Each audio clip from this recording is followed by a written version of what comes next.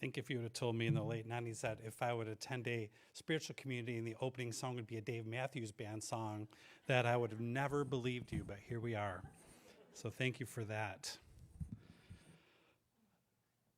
I always take a moment to pause and look at all the awesome folks I see out here. So wonderful to see everybody this morning. I offer you a reflection on the 80s, Pluto the planet, and the end of the world.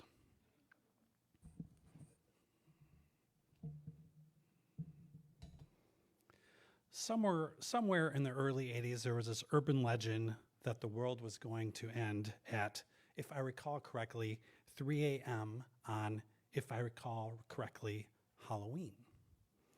I am not sure the exact year or time or day with certainty, well, because I'm getting old. Memory and what I know with certainty is a little less certain.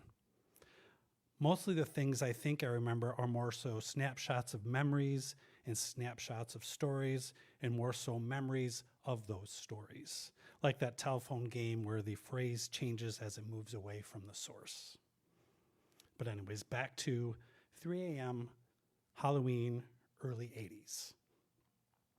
I was a small town food stamp kid in hand-me-down clothes, still trying to figure out things. I was maybe 11 or 12. And here's how I remember that night, or at least how I'm going to tell it right now. I remember being in bed, fresh out of some Halloween costume.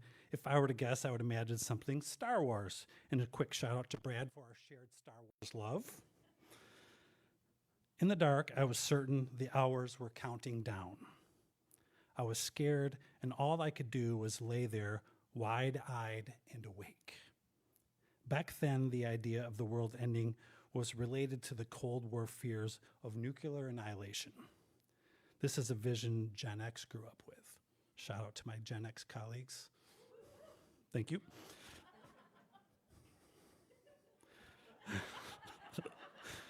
But also as I lay there, I kept imagining what the world ending would be like. The visual of the Death Star exploding kept playing out.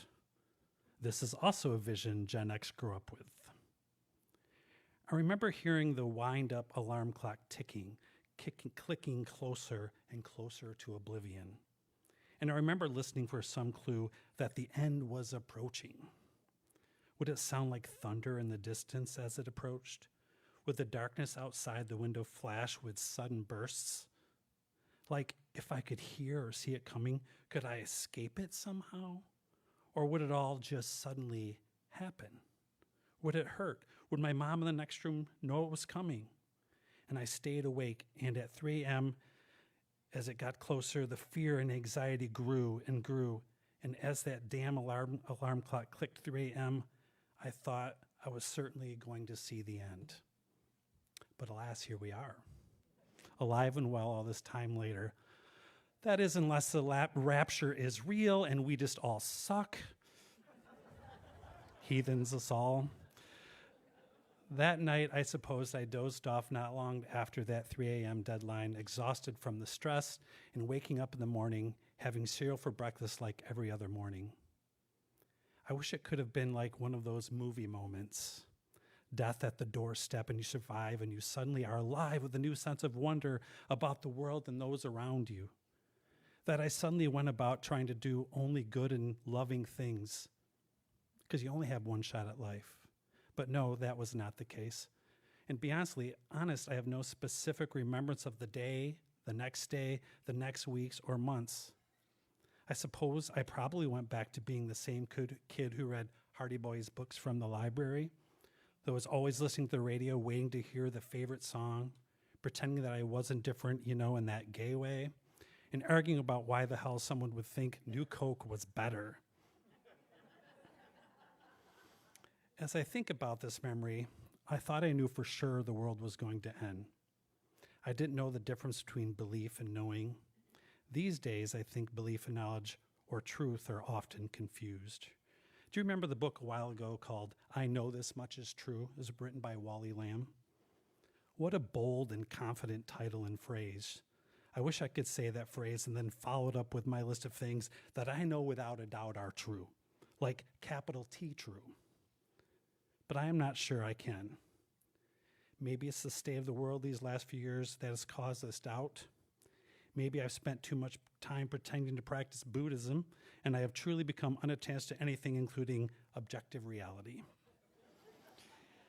Maybe it's the product of being told your whole life that Pluto was a planet, and then it gets demoted, and you are supposed to pretend that the facts of your youth can change suddenly. Maybe it's the results of practicing the idea of you once thought was true, that if you do good and love others, that those things will win. But instead you find the ugliness of the daily deluge of news and propaganda that we are sickened by every day. In my bedroom those decades ago, I suppose a lesson I could have learned is that what I thought I knew wasn't true. As an adult looking back, I suppose I can say that the lesson is that belief can be wrong. Look, I know when I'm up here, this message is supposed to be some kind of hopeful message. But what does one do when what you know and what you believe are both in question?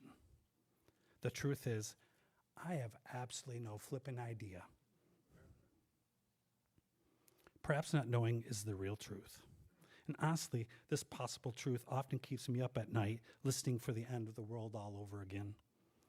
But I'm going to give you a hopeful ending message. So let me try these. Star Wars Episode 5 is the best Star Wars movie ever. The world may end, but at least I can look out here right now and see good people. And damn it, Pluto is a planet, even if they say it isn't.